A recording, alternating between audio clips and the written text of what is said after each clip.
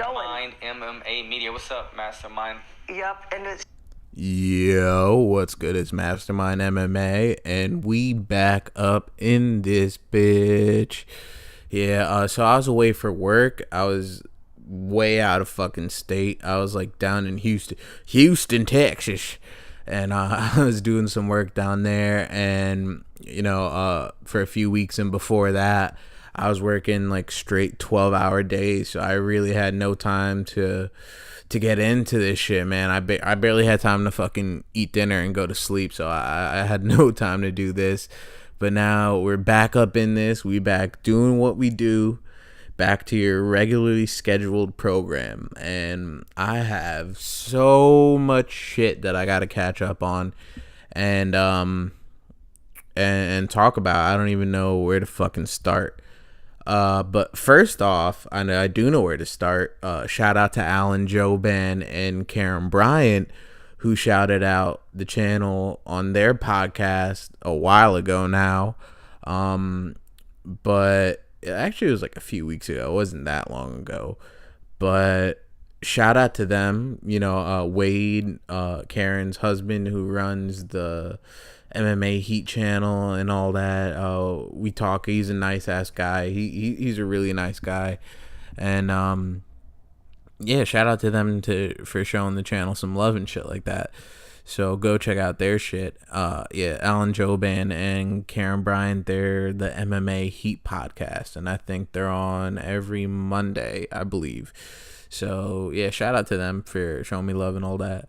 And back to it, man. So I started doing some videos where I was talking about shit that was current at that time that I wanted to get out. And every time I would sit down and start the video, I would get some ways into it, and some shit would happen, and I would have to go off and handle that, and I couldn't finish it, and I couldn't upload it. And it's just so much fucking shit happened now that I don't know where to start. But where I do want to start, which isn't really new news, but it's what I was talking about beforehand. So I'm just gonna, before in the video that never got completed or made it, I'm just gonna start off to what the fuck I'm saying. So Dominick Cruz and Jimi Rivera. When I first saw that this fight was announced, they and it actually kind of fits in because I'm going to be talking about UFC 217, which is in New York, and the return to MSG and all that, and the bantamweight title picture is up, so it flows in. So I feel like this shit's going to work out, so let's go.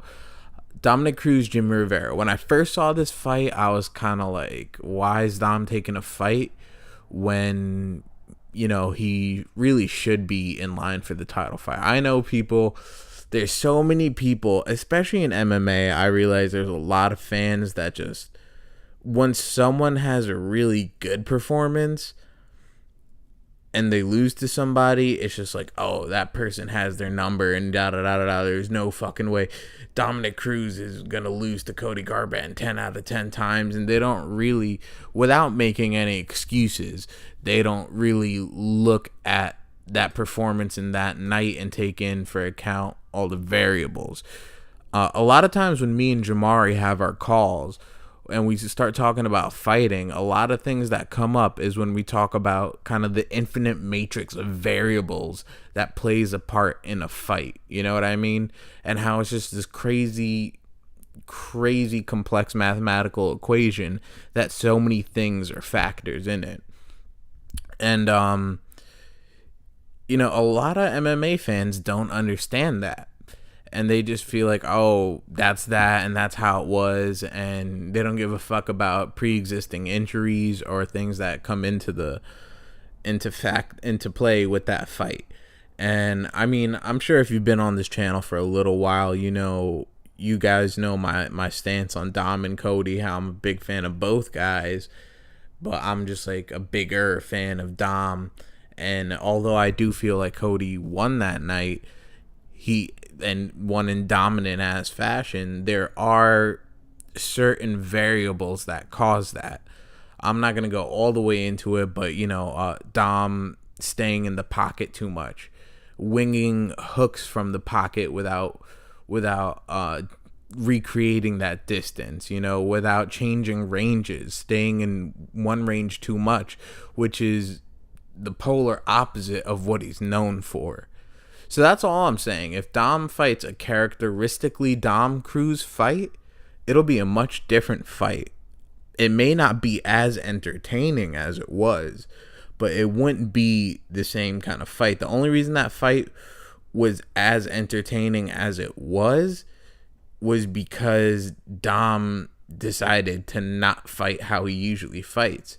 Because if Dom fought how he usually fought, then it would have been both of them kind of staying on the outside, dancing between ranges, and then like a Venn diagram in those times where they would meet, that would be the only time where there'd be action. If it wasn't for that, then it'd kind of be like a Wonder Boy Woodley kind of fight. You know what I mean? Where both are kind of tentative, waiting for people to come in, both waiting a counter strike, and just like a chess match. But in the fans' eyes, it's boring. So, I mean, that's just kind of a light take on that. I'm not going to totally deep dive into that, which it might be too late for that. But I'm just saying all that to say that Dom is still a player when it comes to the championship, and a rematch would be entertaining. Because people are like, oh, I saw like Brendan Schaub saying like, oh, Cody Garbrandt beats Dominick Cruz 9 out of 9 times, and da da da da da da da da. And I totally fucking disagree with that, man. And I feel like little tweaks in the game can make big differences in the outcome. So I'm just saying that to relate that it's still like Dominick Cruz's fight is still relevant. And when we see how he performs against Jimi Rivera, I feel like we're going to see... Actually, I don't know, because we'll see how Dom looks on fight night to see how he's holding up. Because if he's coming in with like his feet wrapped because of the plantar fascia tendonitis, and if he's, his movements aren't looking the same, then it's going to come to a point where it's a sad truth that the injuries are actually taking a toll on Dom and affecting his performance to the point where he can't compete at the championship caliber solely because of his injuries. But that's kind of dependent on this fight, how he looks, and he took time off, so we'll see. But when Dom accepted this fight, I was kind of like, why would he, when he has a storyline with both people. With Cody, it's the vengeance story. With TJ, he beat TJ. People, it was a close fight. Some people thought TJ won. Some people thought Dom won. Some people thought it was a draw. So it would never hurt to run that back. You could even argue that if Uriah Faber wasn't in the picture, they should have ran it back. But, Dom had that storyline with Uriah. So that the whole thing is like, the story is there. The promotion is there. They've been promoted together. They've been building it up. The pre-fight thing is entertaining with both guys, whether it's Cody and Dom and Cody and TJ. And, you could see with this Cody TJ buildup that, there's so much juice in that steak, but it's not coming off how it should be because of both of them. You know what I mean? There's so much substance. There's so much storyline. There's so much marketability within the substance of it. And this pre-fight buildup should be the shit. I mean, I think right now, as I'm recording this, the pre-fight press conference is going on, I think, which I was gonna go to, but I don't know how that shit works out. And I'm not just gonna hop on a train and wind up in MSG and then just be fucking stuck outside, So I don't know if you need tickets for that, or it's open to public, or it's press only. And I thought about it spur of the moment, too late anyway. But yeah. So when you look at the buildup between these two guys, Cody and TJ, it should be fun. It should be a lot of videos coming out from it. It really should be. You know how when Dom was fighting Cody and they had that kind of that fight network moment where he's like, keep your fling on a string, and Cody's like, my flea on a string, no, unhook me, I'm coming over. And he's like, are you coming, little boy, are you coming over? Ooh, I hope he comes over. And then like they had that whole fucking build up, and I don't think they had they didn't have a press conference, but the press commitments that they did together, that shit was fun. And even with TJ and Dom, where they had the sit down with John Anik, that shit was fun. You know what I mean? And that's because of Dom. And I'm not just saying this because I'm a Dominick Cruz fan, but I'm saying it because that thing is part of the reason that I'm a Dominick Cruz fan, if that makes sense to you, what I just said. Because he has an intellectual way of shit talking where it's not really shit talking, but it's just he's so eloquent in the way where he kind of uses statistics and like his delivery to just make you sound stupid. You know what I mean? And although Cody shut that shit the fuck down fight night, he made Dom eat his words like a motherfucker. Dom still faced the music after that, but the build-up was fun. He did that for the promotion. And, I mean, I may be wrong because I don't know what's going on at this press conference right now. And when this video goes up, the press conference would have been over already, I think. So I may be wrong on that, but from so far, even with this was the first Ultimate Fighter season I watched in a long time with Cody and TJ, and what really got me was when that screenshot leaked of fucking Cody straight choking TJ like a motherfucking like he's in a porno or some shit like that. Like, the way he just grabbed him up by his throat. I saw that screenshot. I'm like, oh, this season should be good. And, like, I mean, like, fucking old school Rashad Rampage Ultimate Fighter good. But come the season, man, it was kind of like a little bit of some meathead shit. And, you know, I feel like I mean, I'm kind of going over to Cody and TJ now, but I'm going to bring it back to Dom and Jimmy. So, although stylistically and come fight night, I'm sure this is going to be an incredible fight. I feel like it's almost impossible. I feel like there's no percentage chance that this isn't a great, incredible fucking fight, man, where some crazy shit's gonna happen, or it's gonna be a fight of the night. I mean, fight of the year contender, or I just feel like this fight is just a fucking one of the fights of the years. It has to be. I don't see there's any way that it can't be, looking at the skill set of TJ and looking at the skill set of Cody. When it comes to the actual fight and the skills, this shit is incredible. When it comes to the build up and the promotion of it, it's just, it's not, I mean, they don't know how to drive it, you know what I mean? Cody or TJ. And, you know, TJ is just using old shit that Dom said to Cody, calling like Uriah his daddy and all that stuff like that. And Cody, I feel like he suffers from Luke Rockhold syndrome. And what I mean by that is that Luke Rockhold is when you're a corporate head and you're looking at the most marketable person, Luke Rockhold is like it. You know what I mean? He's good looking. He's a world champion. He's an elite fighter. But when it comes to personality, motherfucker is drier than the Sahara. And I feel like Luke Rockhold is more on the cringeworthy side of things. Cody's not. I feel like Cody's just like a little...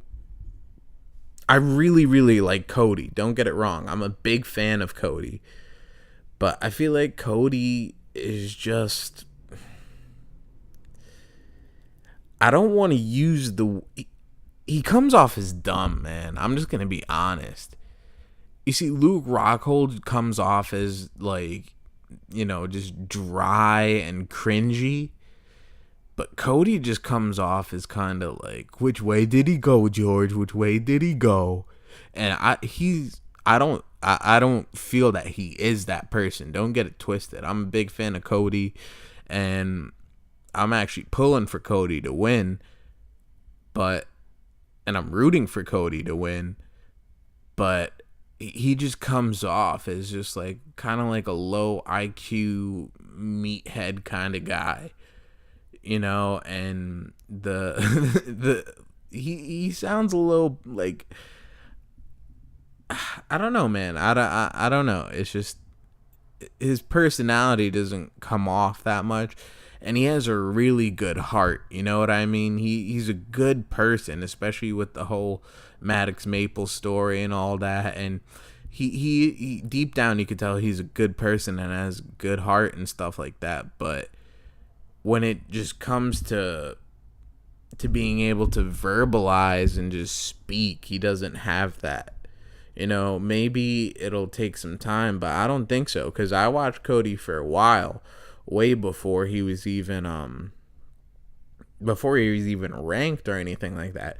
I was watching Cody way back in the day when he was supposed to fight John Lineker.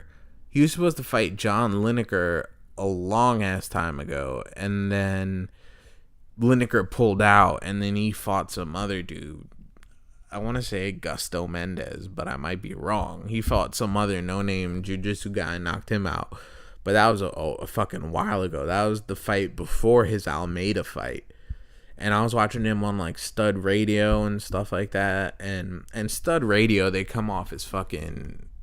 It's just like... I mean, a while ago, I did a whole podcast episode. I think it was called like Team Alpha Male Frat House. On how these guys are just acting like fucking like frat bros, you know what I mean? Which is cool. Like, I have a lot of friends like that, but I mean, they're like a lot older. That shit gets played out when you're older. I'm 24, and then like that shit is like starting to get a little played out to me at this age.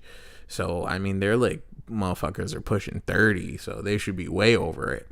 But I might even link that podcast, because I did that shit a while ago before I even really had any followers or subscribers or anything like that. And yeah, man, I just think that's an issue where the fight itself is selling itself because of how good it is. But without Dom in the mix, it's not, the pre-fight buildup isn't really anything at all. When you look at the other press conference they had, fuck, man, Cody and TJ got asked what, one question, two questions, when they really are the ones where they should be really, be getting hit with a lot of fucking questions and have a lot of airtime. But I mean, they were barely even fucking there when it comes to the press asking them shit.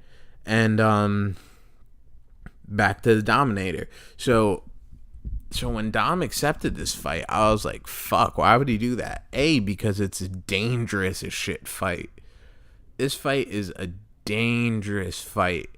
And if he loses this fight, that's kind of like a skid. You know what I mean? Like, that's risky, because I mean, you already kind of have a claim to the title because you're the most dominant bantamweight champion ever. And through what he did, I think his past works earned him that, at least. But when he went on Ariel Helwani's show and he was talking about how, what's it called? Sean Shelby was like, listen, we can't guarantee you the next title shot. We're gonna have Rivera and a Sun Sal fight, and the winner of that gets a title shot. So this is the fight we want to offer you. So he didn't want to miss out on it, and he accepted this fight. So Jimi Rivera is a fucking killer, man. I saw some old sparring footage where Jimi Rivera was lighting Dillashaw up. He was clipping Dillashaw the fuck up. I'm not even gonna lie. Rivera was whooping Dillashaw's ass in sparring. But I think that was around the time that Dillashaw was coming off of Ultimate Fighter. So that's essentially not even the same TJ. So, but same thing could go for Rivera. He's very skilled. So the thing that worries me about this matchup, I mean, if Dom is fully healed with his foot issue, I'm not that concerned. But if Dom still has a bit of an issue with it, this shit is a problem. Because Jimi Rivera is like when it comes to leg kicks, he's like a fucking Jose Aldo. You know what I mean? When it comes to the Uriah Faber fight, Jimi Rivera that was almost like the second coming of Jose Aldo. Uriah Faber must have gotten fucking PTSD from that fight, or like traumatic flashbacks during that fight, because he was kicking the shit out of Uriah's leg.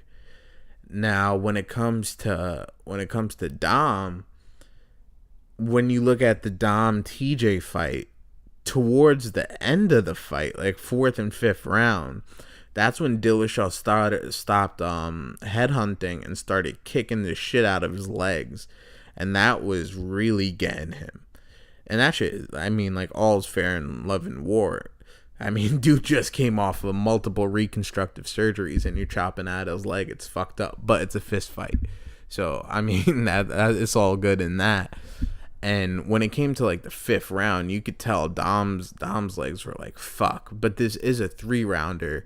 But the thing is, Dillashaw only really started focusing on the leg kicks when it was the latter rounds. The thing about Jimi Rivera is the leg kicks is part of his game.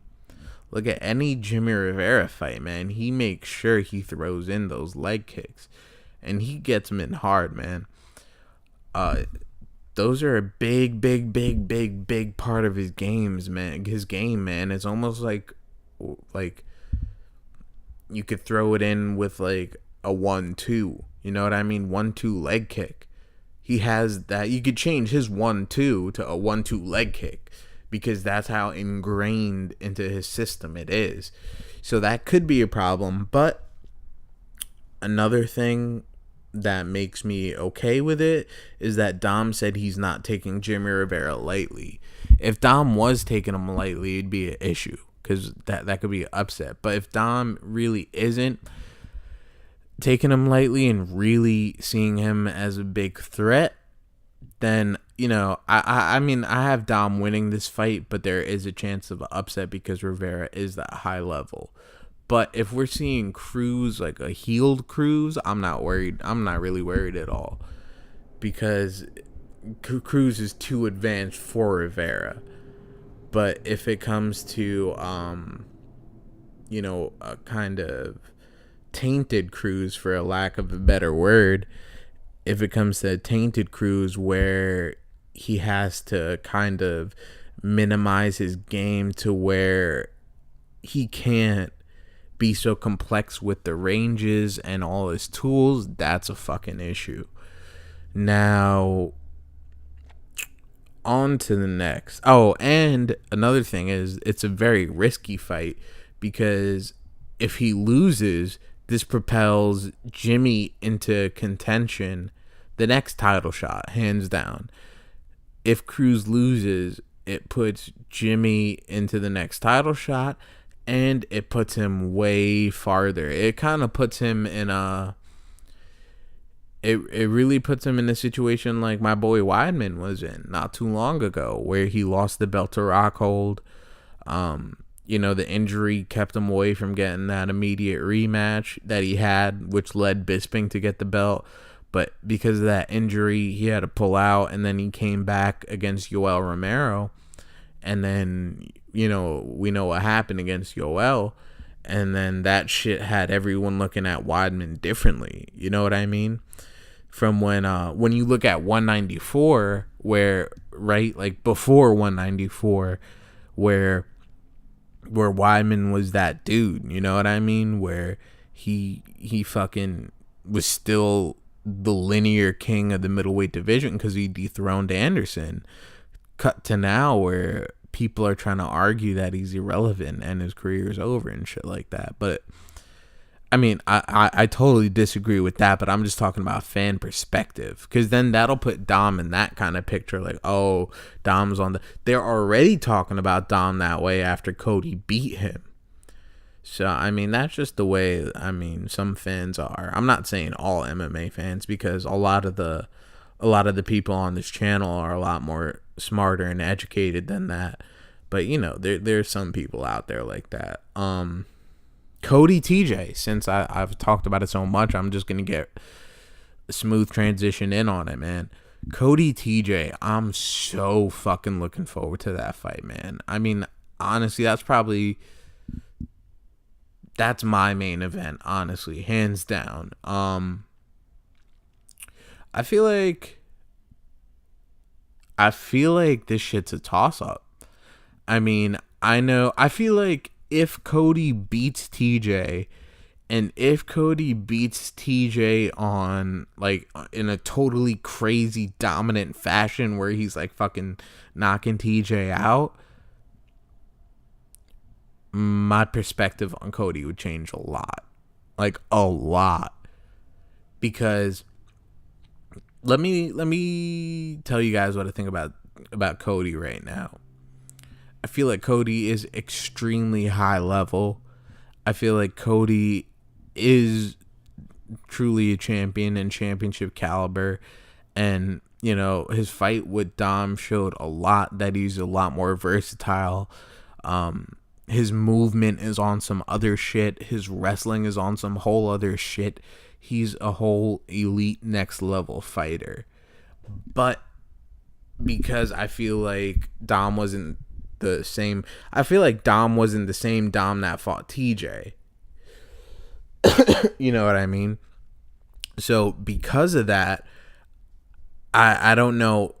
I know Cody is a crazy high level, but is Cody untouchable high level?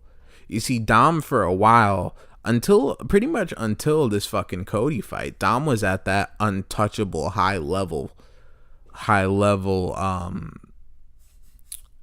skill set where he was, no bantamweight could fucking touch him. And then when Cody dethroned Dom, the way he dethroned Dom, it was like, all right, this guy is a crazy high level. This is my perspective. I'm like, dude, Cody is a crazy high level, but I don't know if he's at that untouchable level. I was saying, let's see what a rematch would do with a healed up Dom, but because of Cody's injuries, that kind of set the shit off of that. But now my question is, man, if Cody really does what he does if Cody destroys TJ in a crazy way, I would feel like Cody is that dude and he's untouchable, and I don't know how. Then that would change my rematch on the perspective of a Dominick Cruz rematch.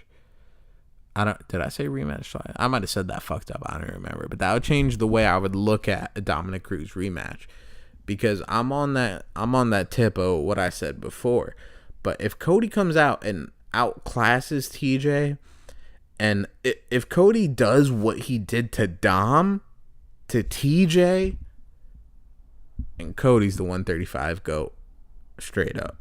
Because TJ, after his Dominick Cruz loss, TJ got on some high level shit. Although his Asun style fight wasn't that great, and to be quite honest, that shit was forgettable. But, you know, his game has been evolving. And his Lineker fight, the way he approached that Lineker fight, you could tell TJ as a fighter is evolving. And he's becoming more of a Swiss Army knife than like a fucking katana. You know what I mean? Like, instead of him just sharpening his sword and his sword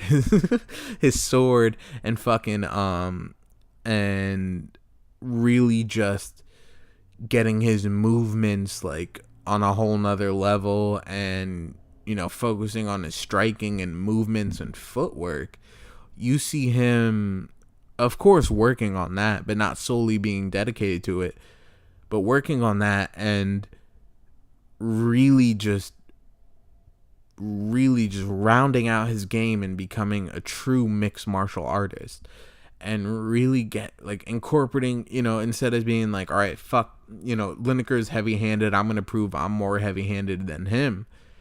He went in there and said, you know what, Lineker is heavy-handed, I'm gonna prove that I'm a better mixed martial artist and take him down. And not in a boring way, but I'm gonna, you know, keep distance, be more patient, kind of in the way that Overeem evolved, in the sense of being a lot more patient, and a little bit of the way Robbie Lawler evolved. When you look at Robbie Lawler's evolution from like his Nick Diaz fight to his Rory McDonald fight, and although the McDonald fight was a war, when you compare Lawler from past to that fight, Lawler was a lot more patient, a lot more calmer, a different fighter. That's what we're seeing with TJ now, him becoming a different fighter. And the thing with TJ is, an emotional TJ is, which could be very easy. You know what I mean? TJ is a very emotional guy. He's a hothead. Cody could easily bring that out of him and fucking wreck him. Like, wreck him if he does that. Because, you know, TJ fought that Dominick Cruz fight super emotional. Super, super emotional. And he just started headhunting. Cody needs to get him like that. But on a whole another tip, on the flip side of things, man, TJ could knock Cody out. TJ could really, really hurt Cody. Because I'm pretty sure TJ hits harder than Dom. And Dom hurt Cody. You see, people, because of how dominant Cody's performance was, it takes away from the success that Dom did have in that fight. But there was a moment where at the end, and the thing was, it was at the end of a round. It was at the end of the second round, I think. I can't remember now exactly. But at the end of one of the rounds, Dom clipped Cody hard, and Cody actually went on all fours, and then the round ended. And even Joe Rogan was commenting, "Oh, he hurt him."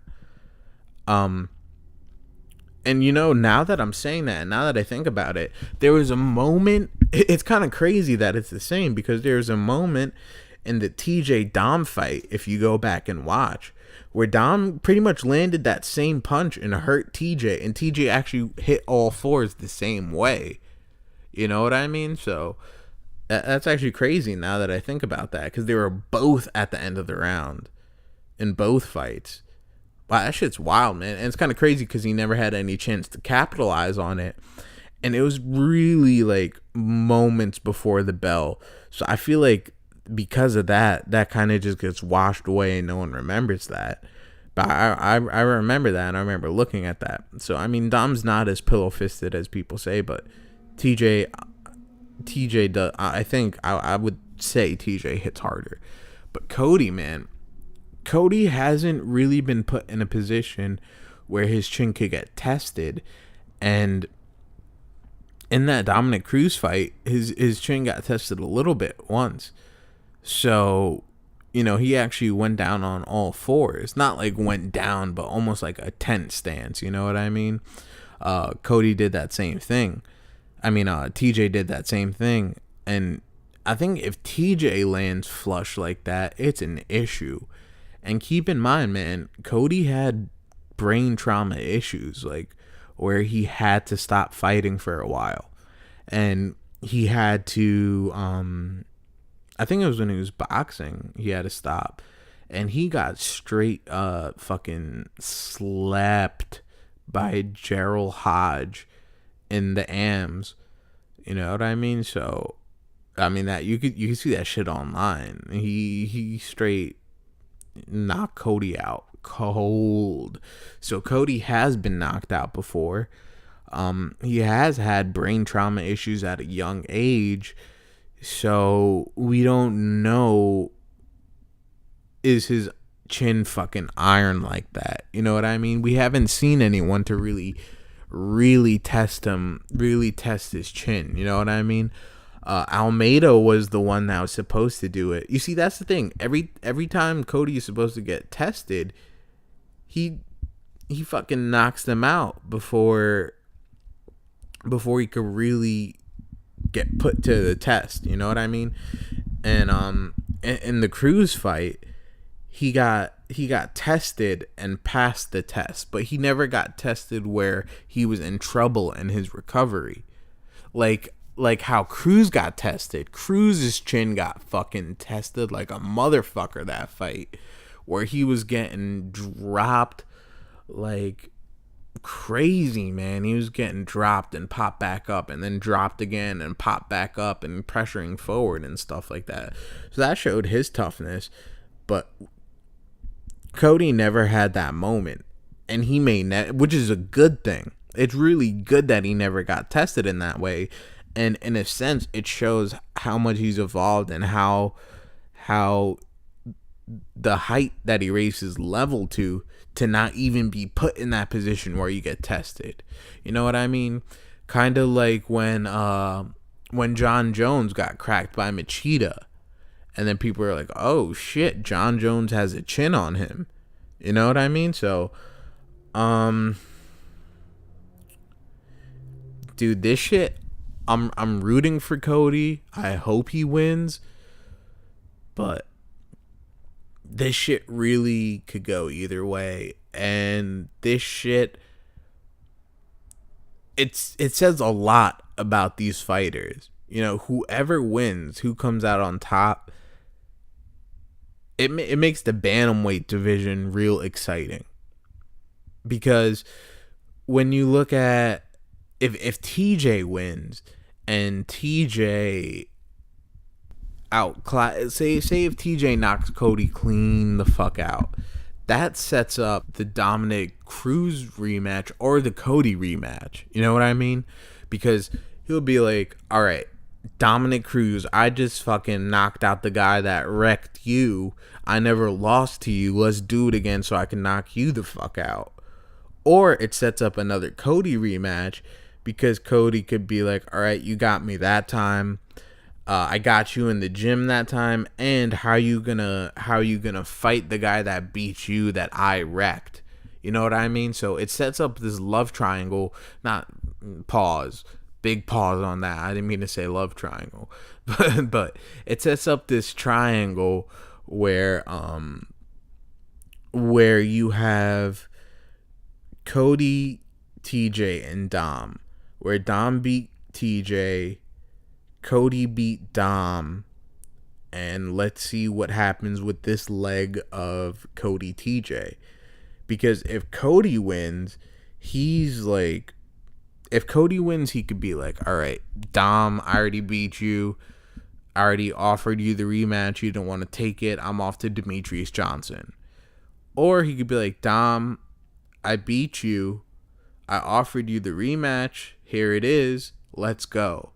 And I'll beat you again to prove I'm the bantamweight king. And then Mighty Mouse, you're getting your shit wrecked. Because, dude, I feel like Cody kills Mighty Mouse. Like, not even funny. Like, beat him. Like, changes his life kind of beat down a Mighty Mouse. Like, it wouldn't even be fair to watch. It wouldn't even be fun to watch how, like, Mighty Mouse would get his ass whooped by Cody Garbrandt. Cody Garbrandt would fucking decapitate Mighty Mouse. It's not even cool how bad he'd whoop his ass. But, dude, Cody, if he wins, man, he's just that dude. He's the guy. The UFC's putting the marketing dollars behind him. Dana White even said in an interview, they asked him, like, after Conor, they're like, oh, who do you think is the next superstar in the UFC? And he's like, we got a guy that's a champion of bantamweight. His name's Cody Garbrandt. He's super marketable. I could see him being up next. Granted, like I said, he doesn't have, like, kind of the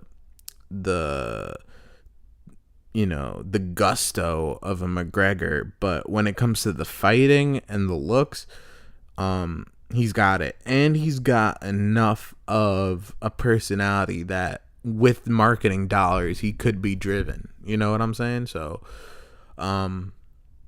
dude, I'm so looking forward to that fight. Cody TJ, fuck, man, I wish that shit was happening tonight. I don't even want to wait till Saturday to watch that. That's my fight of the night pick. I'm about to bring up this whole fucking card, and maybe I'm just gonna run through it since it's been such a hot minute. Computer's being a little bitch right now. Hold up. Yeah, man. So, I mean, oh, fucking Wonderboy Masvidal, dude. That's another fight I'm looking forward to. That fight is dependent on both people. It's dependent on what I mean by that is the entertainment level of it, because this could be an extremely fucking entertaining fight. Like, this could be another, bro, this could be fight of the night, fight of the year contender, stylistically, matchup wise. But when it comes to both parties involved, there are almost 4 fighters in this fight. You have the Jorge Masvidal that beat Cowboy, and you have the Jorge Masvidal that lost to Benson Henderson. And then you have the Stephen Wonderboy that beat Johnny Hendricks, and you have the Stephen Wonderboy who lost to Woodley, or even won the McDonald fight. Those are the 4 people we're dealing with.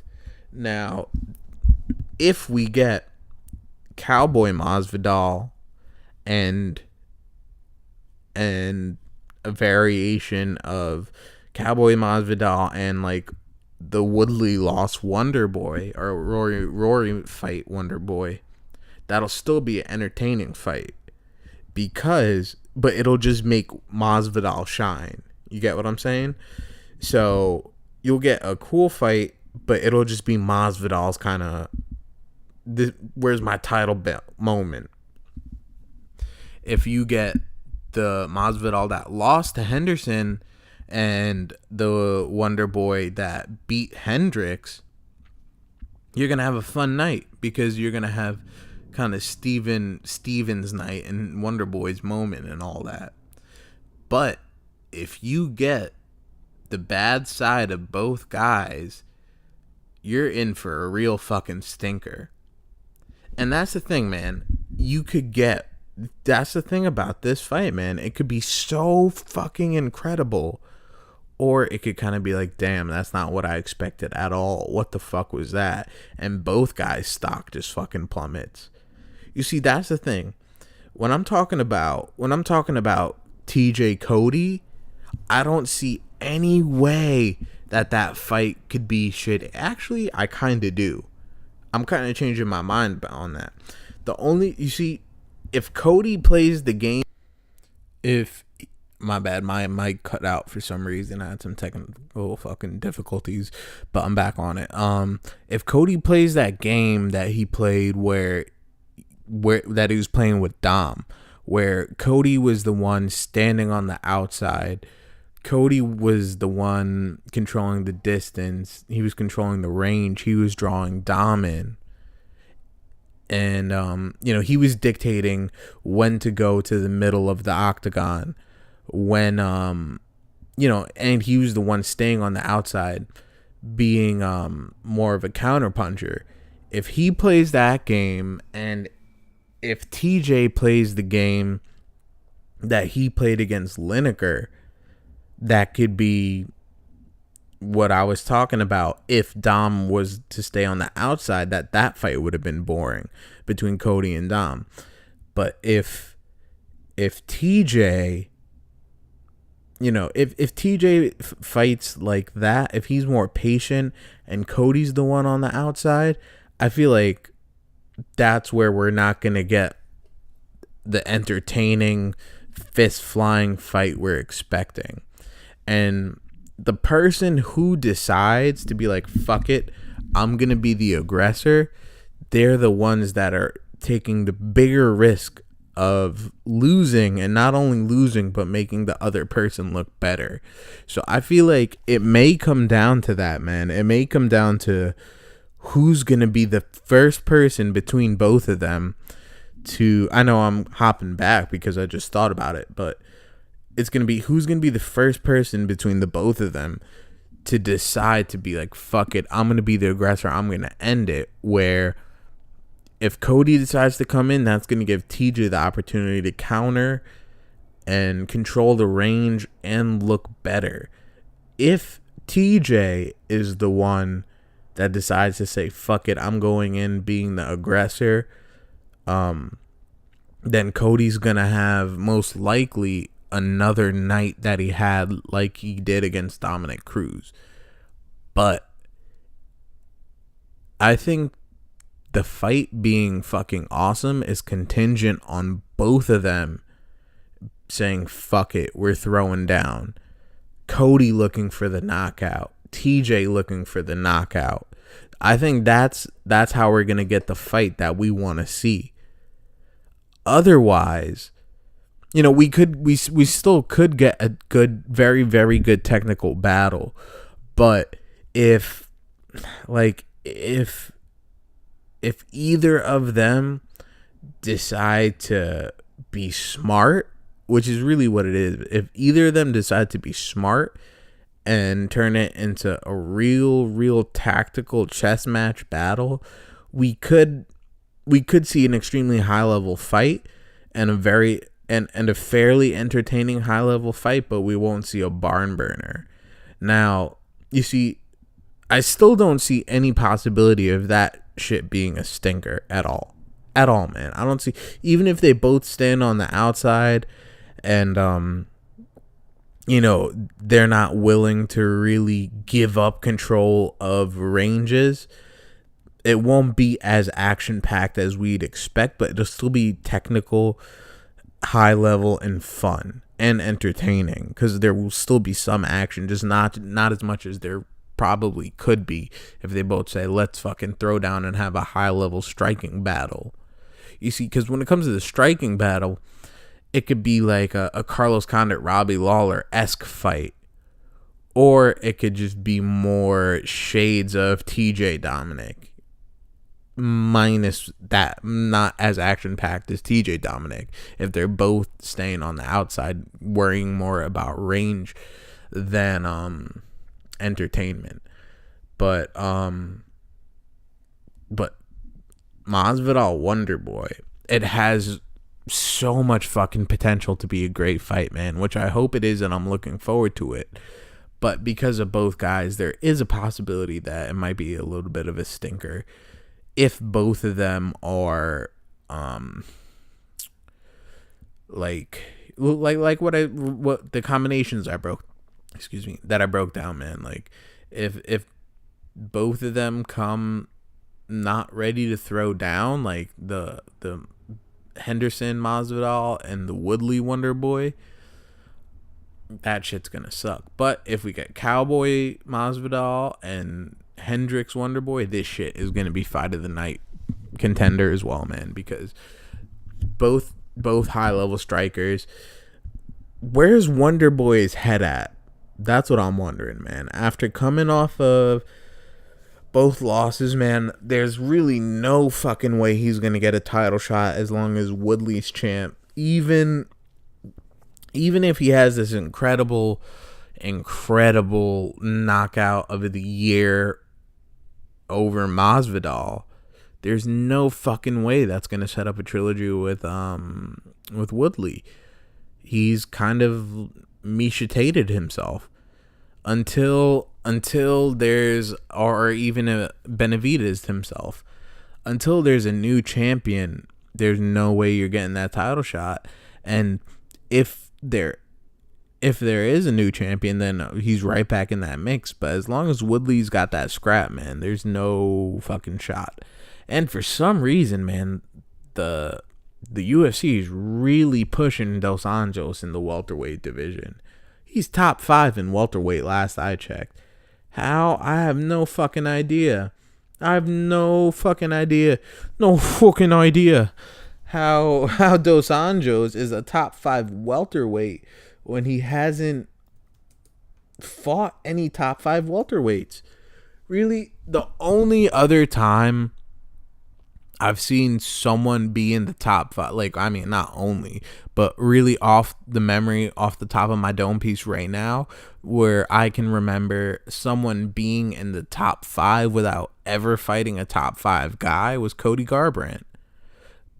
Cody Garbrandt beat a number 7 ranked Almeida and took that place of number 7 ranked. After that, he fought like number 14 ranked Mizugaki, and then in the build up to the Cruz fight, he was in the top 5 somehow. It's kind of same thing with Dos Anjos, man. Dos Anjos he's getting pushed for some fucking reason. I don't know why, in the welterweight division, especially with his build up with Robbie Lawler now, which I'm pumped to see. I want to see Dos Anjos Lawler.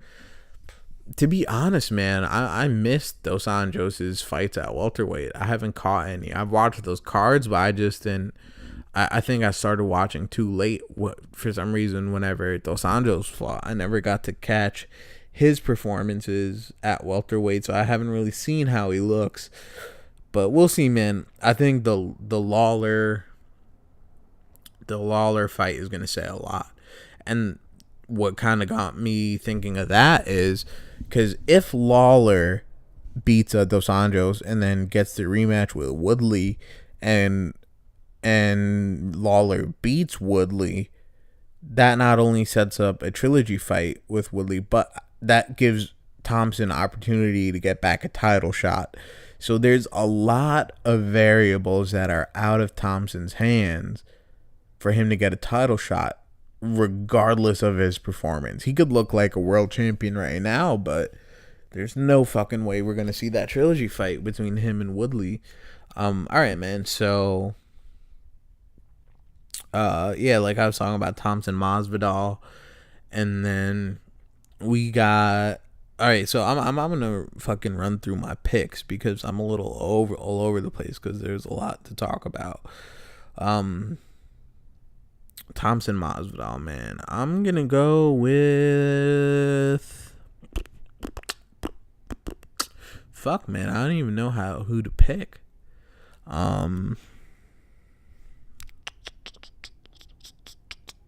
leaning towards Gamebred.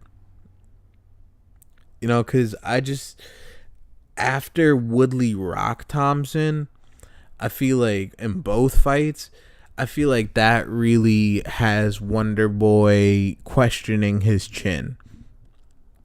Not only questioning his chin, but kind of more tentative to not be willing to put themselves in the position to be able to get off those shits that he was getting on Hendricks, that he was getting off on Ellenberger.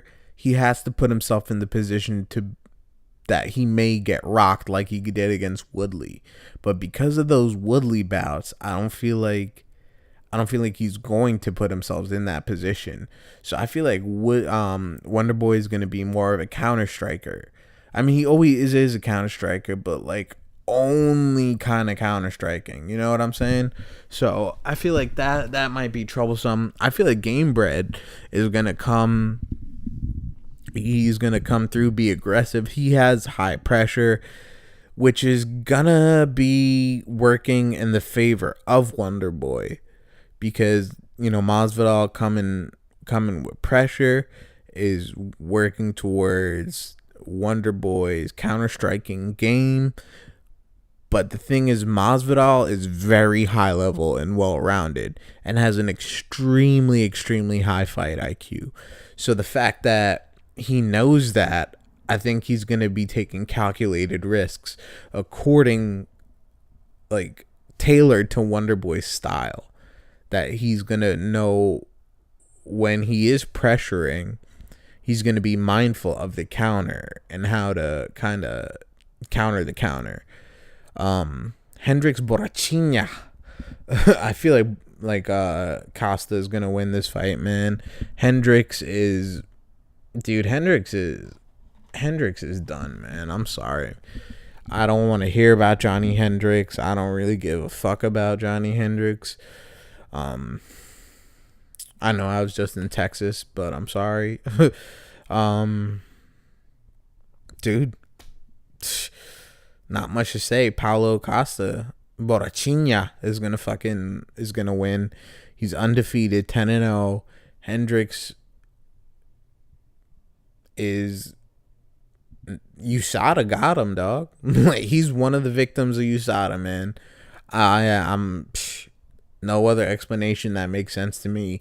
And he just comes off as that type of person. I'm sorry. I'm not sorry. Fuck it. I feel like he was juicing. How come when USADA comes in out of nowhere, your power is gone and you start losing and looking like shit? Really doesn't make sense to me. Even in the Lawler fights, man, he didn't look good. Even in the Lawler fight he won, he didn't look good.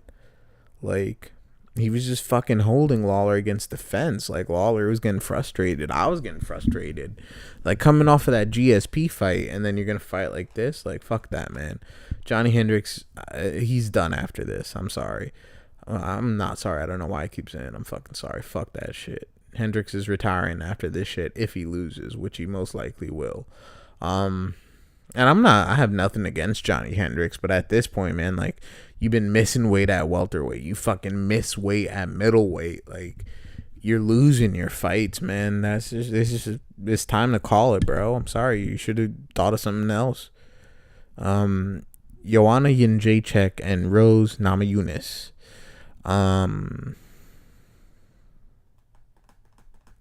I mean, I definitely got Joanna winning this, but Rose could come with the upset. It's really dependent on, like, how much of a leap Rose has made. Because we saw Rose obviously made a leap in that Waterson fight where she, like, dropped her and then choked her out. So we'll see, man. Rose, I'm not putting an upset past Rose, but I have Joanna tying the record. Most likely in decision. I'm not sure if we'll see a finish. Garbrandt Dillashaw, I already gave my thoughts on that. And damn, dude, fucking Dillashaw's looking shredded, bro. Like, I mean, he always looks shredded, but he looks crazy shredded in that picture. Michael Bisping, GSP.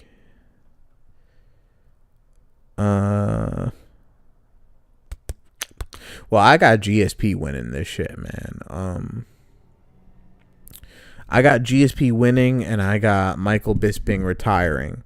And I have GSP fucking up the middleweight division.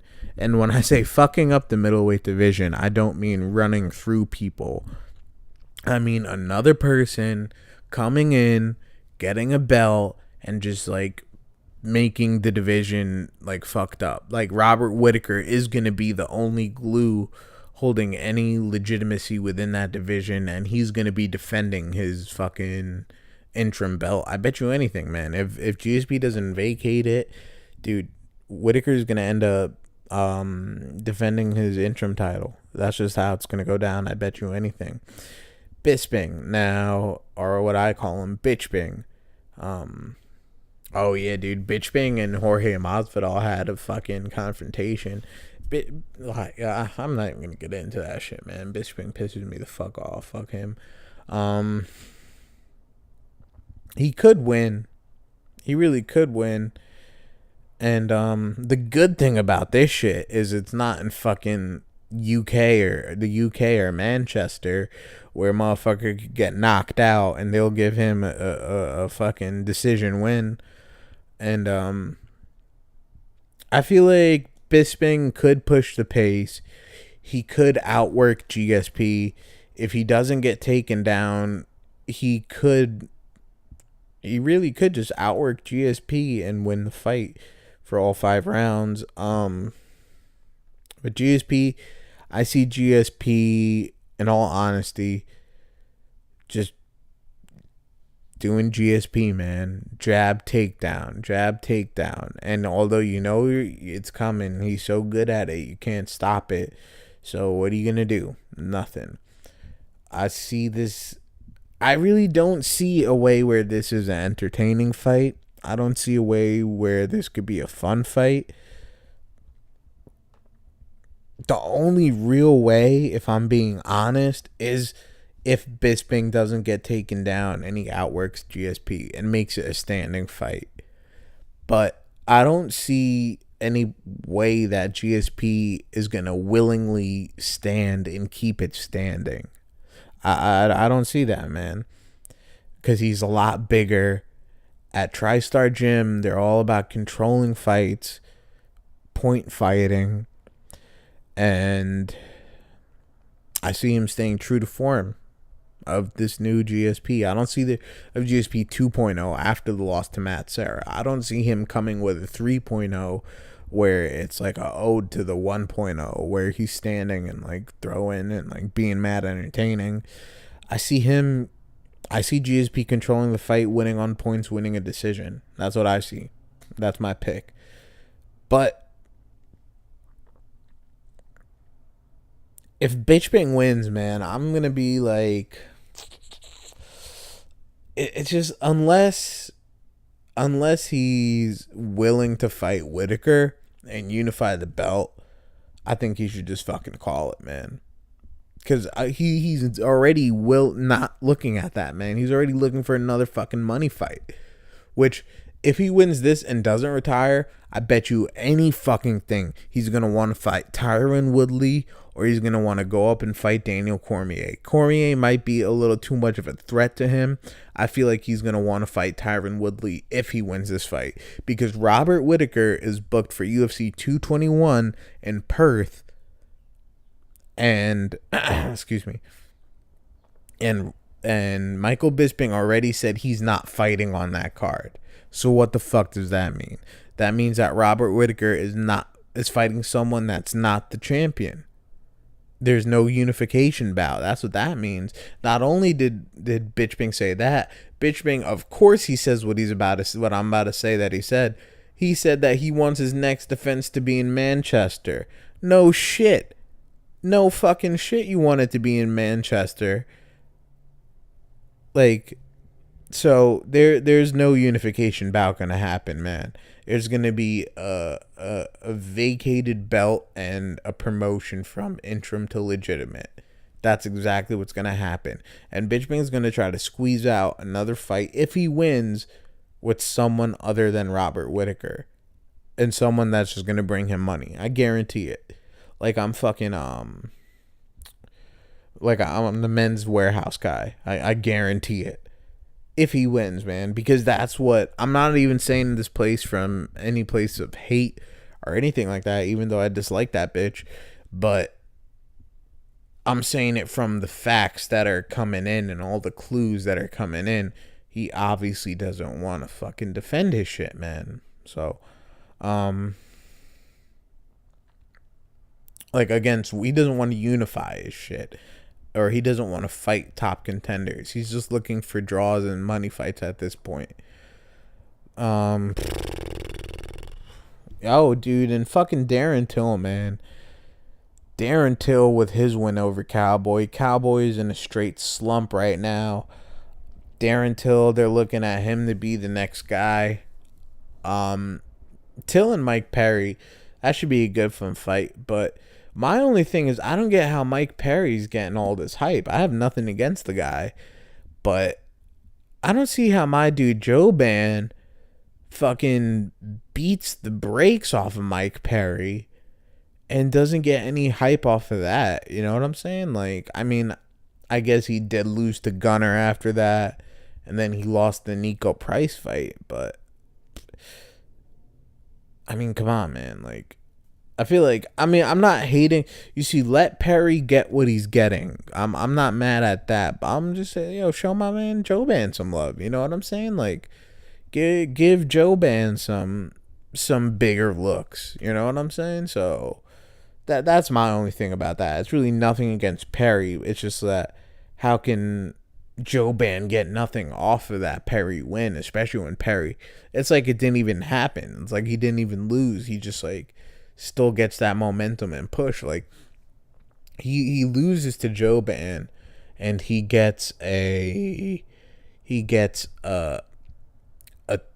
chance to be in the top 15 where he really shouldn't be, against Jake Ellenberger, who's at the tail end of his shit. And after that, he gets a 155er. Granted, it was short notice, and gets performances to make him look good. You know what I mean? I'm not hating or anything like that. And all for Perry, and I'm looking forward to the Perry Till fight, and I'm glad Perry's making a name for himself, and he's kind of emerging as a star in the UFC. But I mean, I just want to see Joban get some of that rub at least. You know what I'm saying? So that's what I got to say on that. So much to even fucking talk about, man. I don't even know what to say. Well, Darren Till, though, I wouldn't mind seeing Till Condit after Condit Magny. They announced that Carlos Condit is coming back against Neil Magny. I know. I was streaming some PS4 gameplay, and I was talking about Carlos Condit. Yeah, bro. It's looking good, man. Like the second half of the year shaping up. Honestly, I think I might end it soon because there's just so much shit going on and went on that I don't know where to go really. And I don't want to rush through it and have it be all sloppy and stuff like that. So I think it was concise enough. And covered some of what I want to cover. I didn't make up for everything that I missed, but I got to touch on a lot of points that I wanted to touch on. For Asahabi's brothers fighting on this card, we'll see how he does. Mickey Gall is fighting against Randy Brown, so that's kind of some like guys on the come up. St. Preux, Corey Anderson. That's all right, like heavyweight fight. And James Vick, Joe Duffy, that should be a good fight. Walt Harris, the guy that just got wrecked by Verdum, is fighting Mark Godbeard. Yeah, it's a good card, man. It's a good card. I'm looking forward to it. And yeah, I'm so looking forward to Garbrandt Dillashaw. I'm really looking forward to Thompson Masvidal. That's about it, man. Bisping St. Pierre, I'm not gonna have high expectations for. I'm looking forward to it. I want to watch it, but I'm not gonna have high expectations, and then if it doesn't meet that, be disappointed with it. But I'm gonna kind of keep it to realistic expectations, and if it over delivers, then it over delivers, man. Then I'm happy. But it's a cool fight, so we'll see. I think the hype around and about this fight is really contingent on how the fight turns out. So we'll see, man. It's a stack card, and I'm back to it. Again, I was away because of work, and I couldn't be doing the damn thing, but now we doing the damn thing, and we back at it, and more videos gonna keep coming, and we're back to the shit how we do it. You know what I mean? We're having that intellectual talk. Let me know what you guys think in the comments. Get back to having good discussion, good debates and all that, and you already know it's Mastermind MMA.